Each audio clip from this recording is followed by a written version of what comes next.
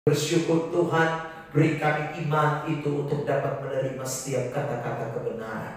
Roh Kudus, ambil alih sepenuhnya jam pemberitaan ini, mulai dari awal, pertengahan sampai akhir. Biarlah Engkau sendiri yang boleh menyatakan apa yang menjadi pesan dan maksud ilahi-Mu bagi kami Tuhan. Kami percaya firman-Mu hari ini memberkati kami semua. Di dalam nama Tuhan Yesus Kristus kami sudah berdoa. Semua kita yang siap diberkati dengan firman, bersama-sama katakan amin. Shalom. Shalom. Puji Tuhan, Bapak Ibu Saudara yang terkasih di dalam Tuhan Yesus Kristus. Saya mengajak kita semua untuk membuka bagian firman Tuhan dari suratan Efesus pasal yang kelima, ayat yang ke-20. Efesus pasal yang kelima, ayat yang ke-20. Saya mau mengajak kita untuk membaca teks firman Tuhan ini bersama-sama. Ya, Efesus pasal yang kelima, ayat yang ke-20. Dalam hitungan yang ketiga, saya mengajak kita untuk membacakan teks ini. Kalau sudah temukan, boleh katakan amin. Baik, 1, 2, 3. Ucaplah syukur senantiasa atas segala sesuatu dalam nama Tuhan kita Yesus Kristus kepada Allah dan Bapa kita. Saudara yang diberkati oleh Tuhan, saya bersyukur hari ini boleh kembali ada bersama-sama dengan Bapak Mama, Saudara semua di tempat ini. Bersyukur juga hari ini boleh berjumpa dengan Bapak Felix dari Bali selaku distributor distribution. Bersyukur saudara karena Tuhan baik, kita boleh jumpa, dan yang lainnya kita sudah berjumpa mungkin yang kedua kali, ada yang mungkin lebih karena saya pernah khotbah juga ya cukup lama ya saudara, waktu Natal di saya ingat di New Aston ya, pernah satu kali. Saudara terkasih dalam Tuhan, jadi ini kali yang ketiga kalau saya hitung-hitung ada di Mandiri Taspen. Bersyukur saudaraku, Tuhan baik, dan hari ini kita ada dalam satu momen yang luar biasa, di mana kantor baru ya.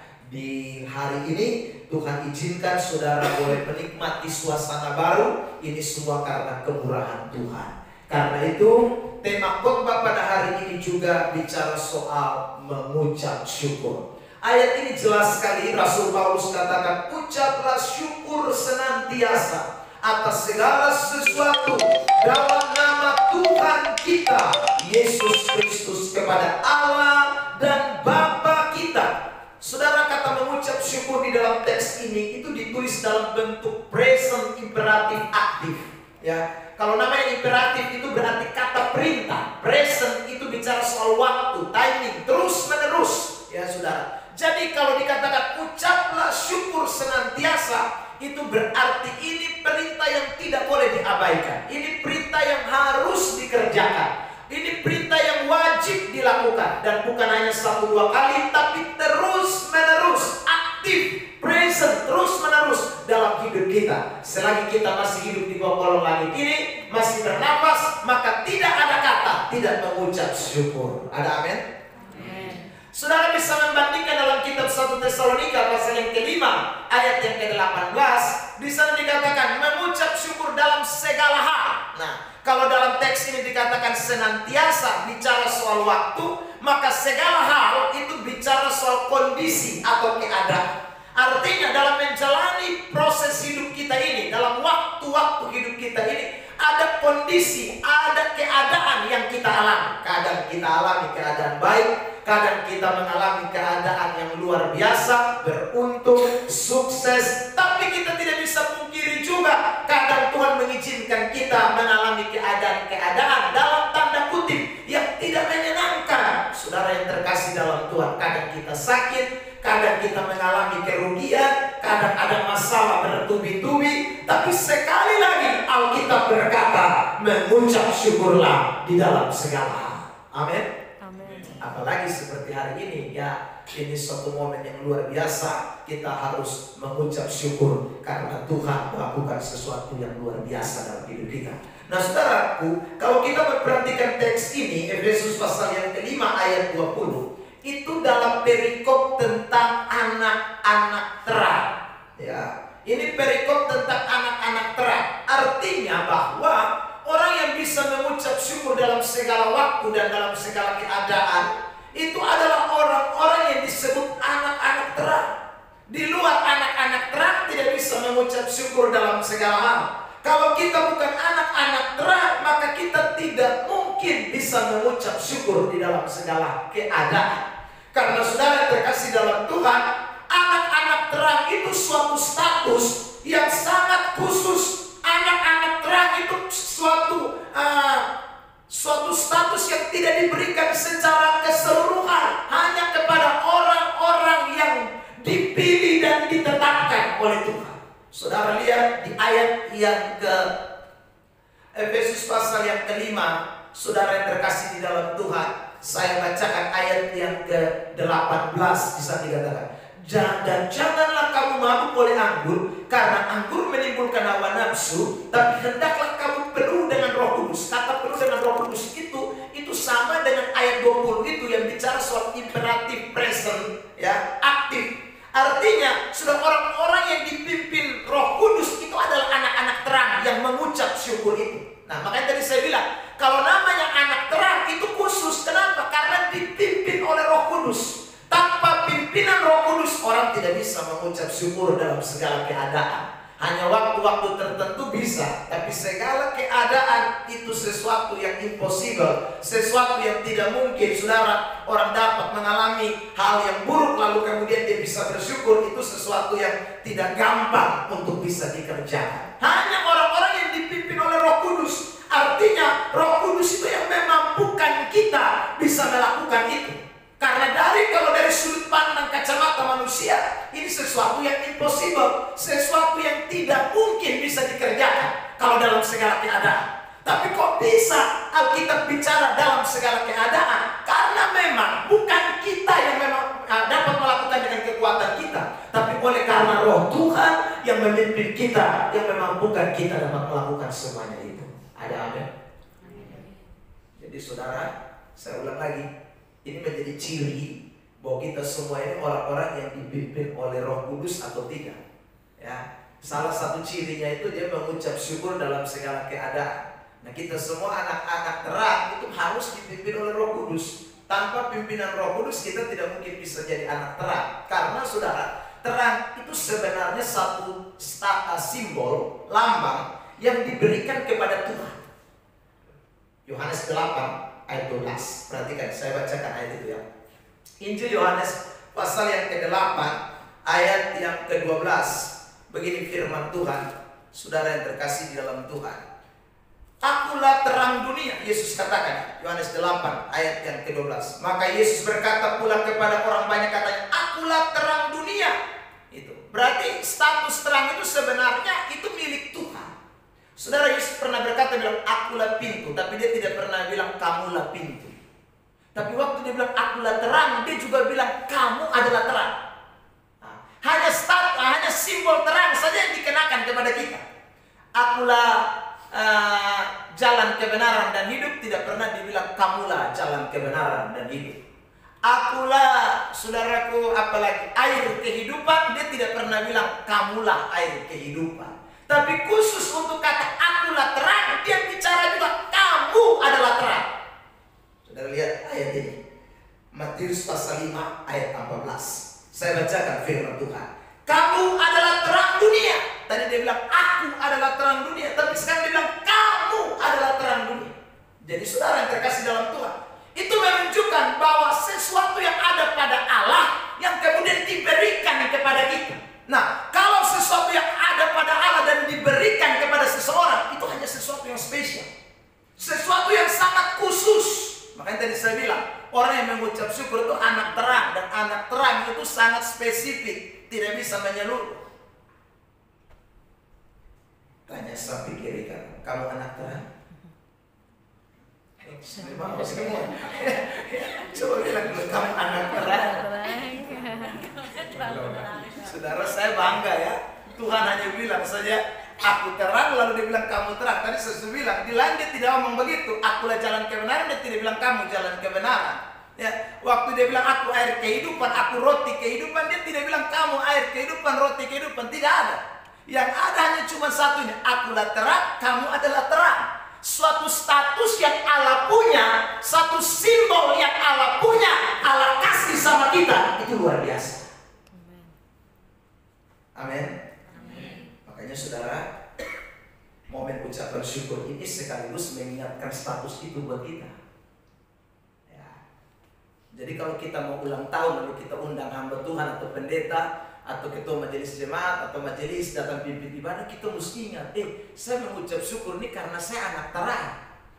Waktu kita saudara terkasih dalam Tuhan apa naik pangkat, lalu kemudian kita bikin ibadah ucapan syukur, ingat itu memberi ciri bahwa saya ini anak terang.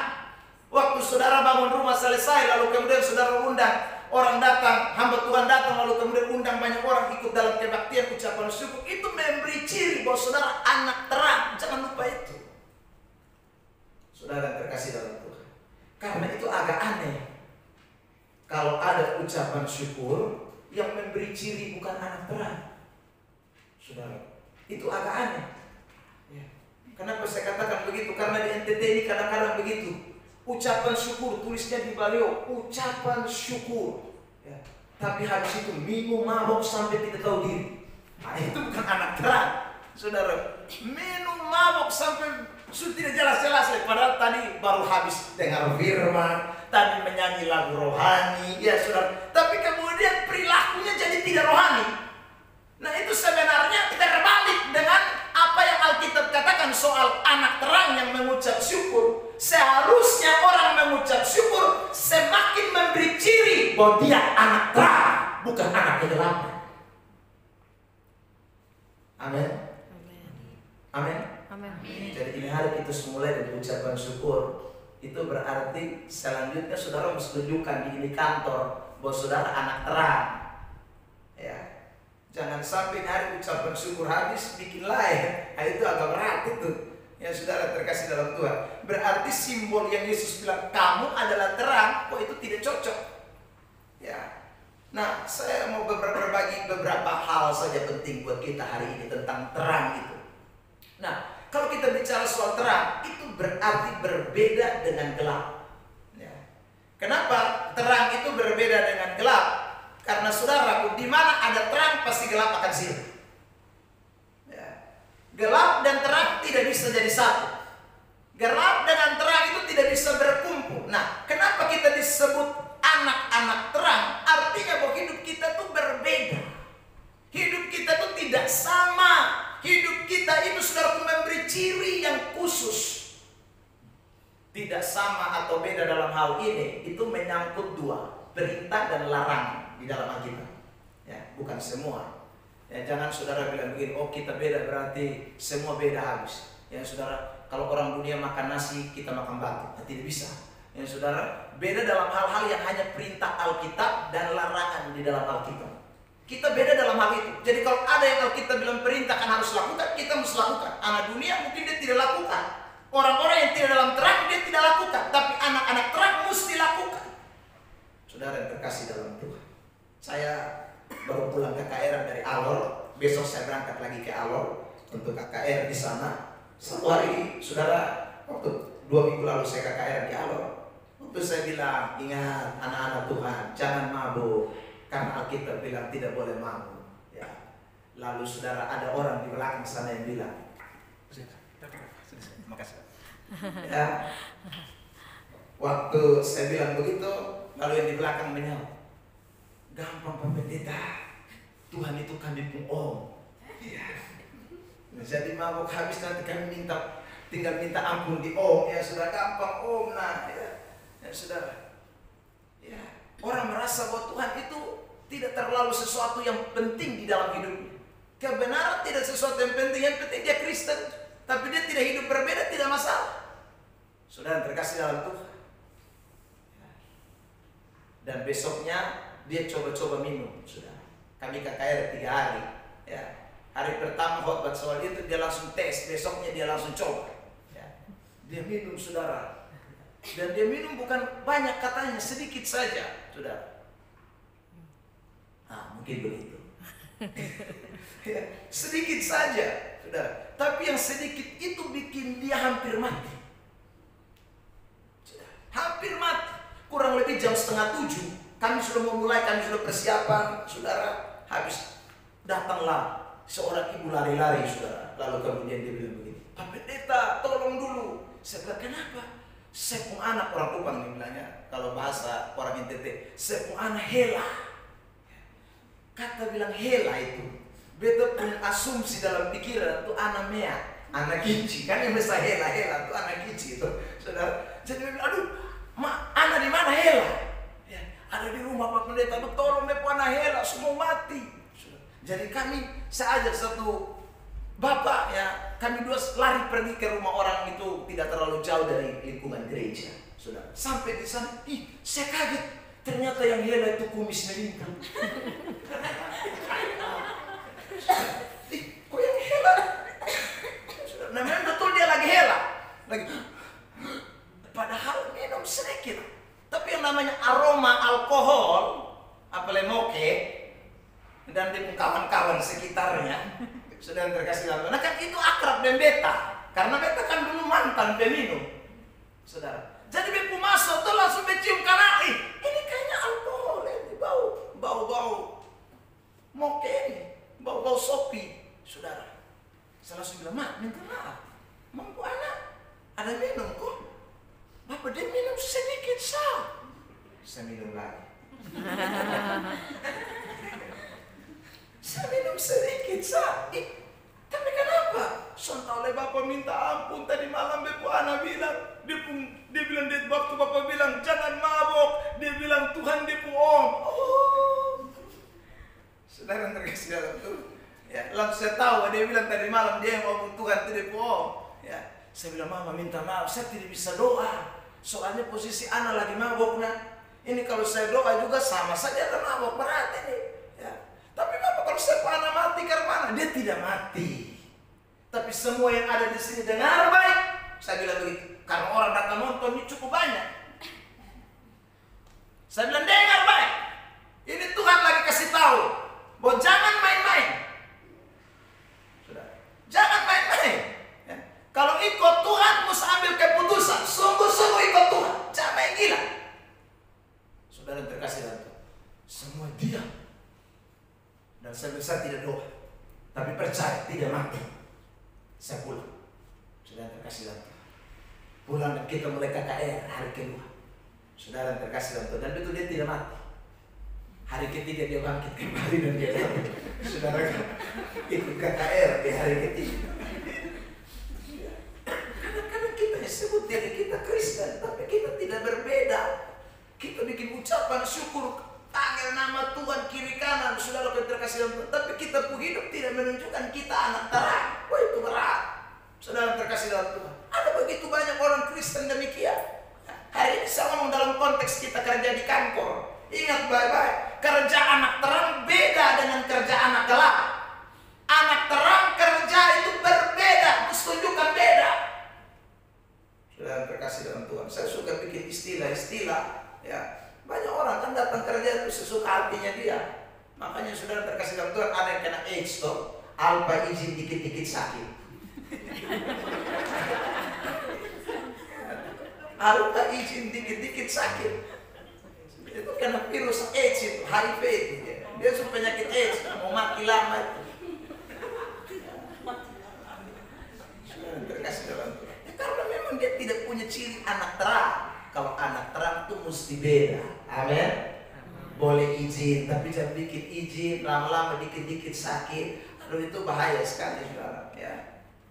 Saudara yang terkasih dalam Tuhan. Ya. Ada yang kena batuk, bawaannya itu ngantuk terus. Ya. Ada itu saudara terkasih dalam Tuhan. Di kantor itu hanya kerja mengantuk saja. Mengantuk. Yang lain sudah kena radang paru-paru, rajin datang pulang buru-buru.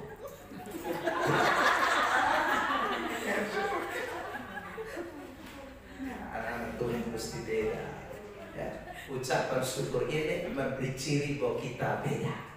Amin. Amin, saudara. Amin. Jangan lupa itu ya.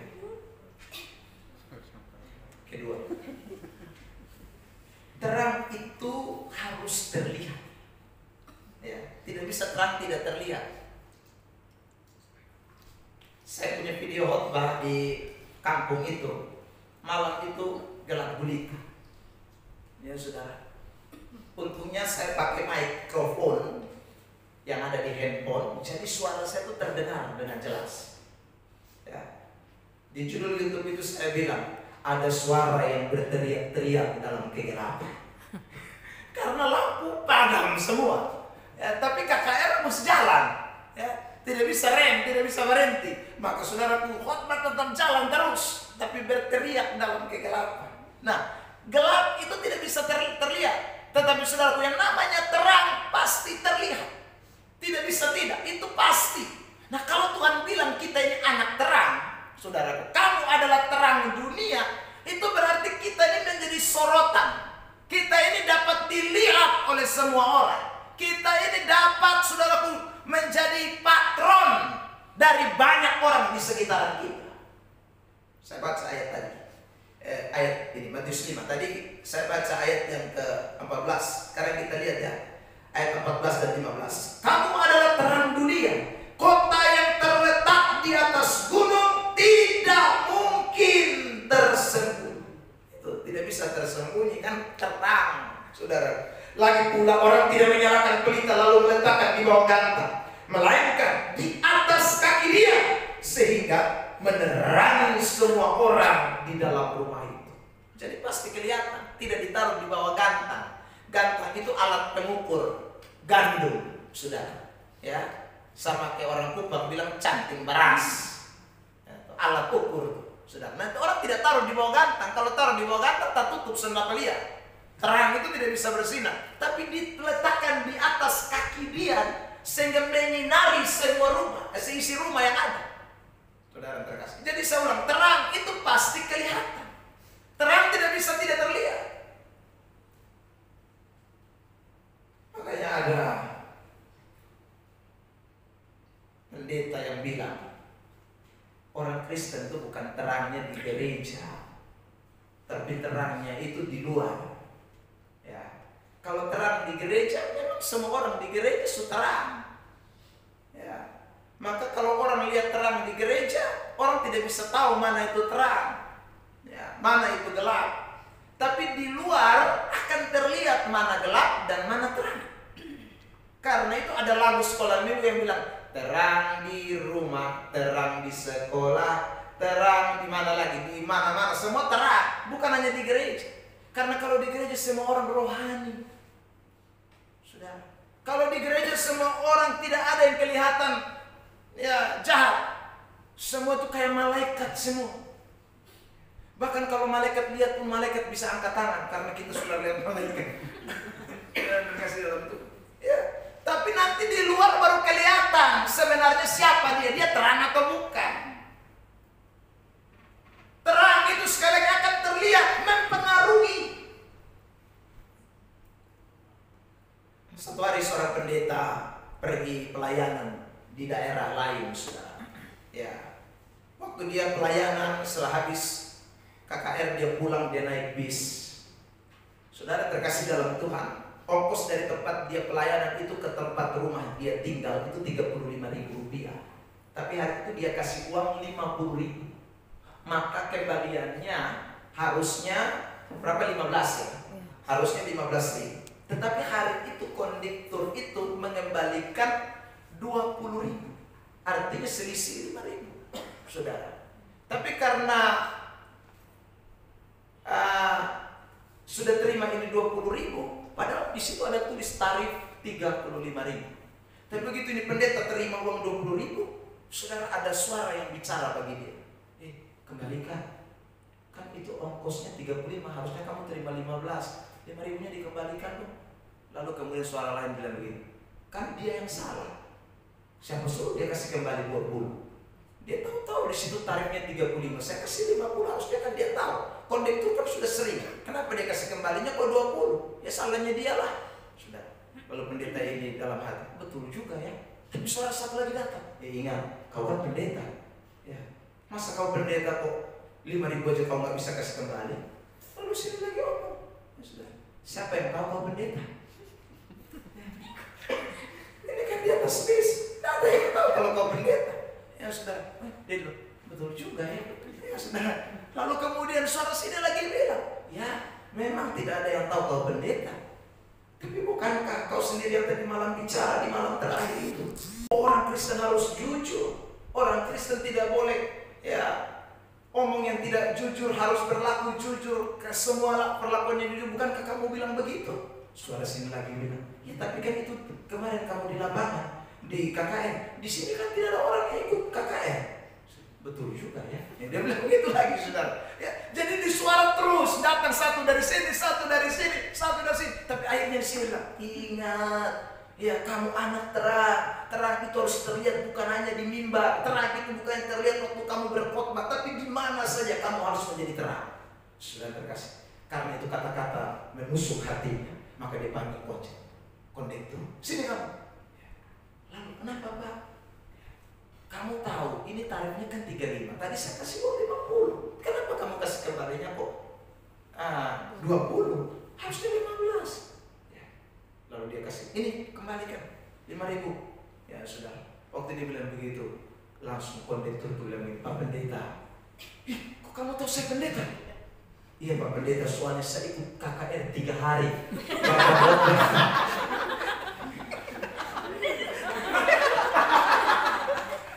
Bapak itu saya dengar Pak. Makanya saya tadi itu cuma coba saya. Saudara dia coba saya.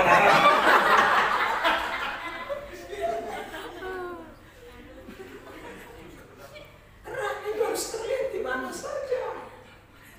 Amin. Amin. Ya, jangan hanya terlihat di tempat-tempat yang rohani. Kita mesti jadi terang di mana saja. Anak-anak Tuhan, 2 pesan ini menolong kita semua yang ikut ucapan syukur malam ini. Ya, saya tidak panjang lebar, tapi ingat baik-baik. Ya, setiap kali, bukan hanya ini malam sah, tiap kali betul bikin ucapan syukur mesti ingat. Udah Tuhan, Tuhan kasih beta ingat ini identitas sebagai anak terang. Oh, ya, setiap kali ibarat ucapan syukur apa saya mesti ingat? Anak terang, anak terang, anak terang. Dan anak terang itu punya 2 ciri. 1, musbeda, terang tidak boleh sama dengan gelap. 2, ingat, terang mesti nampak, kelihatan. Itu namanya anak terang. Tuhan berkati kita dengan firman. Tepuk tangan dulu yang terbaik. Ya, kita mau berdoa mengucap syukur dan sudah bisa menyiapkan persembahan saudara agar setelah kita berdoa mengucap syukur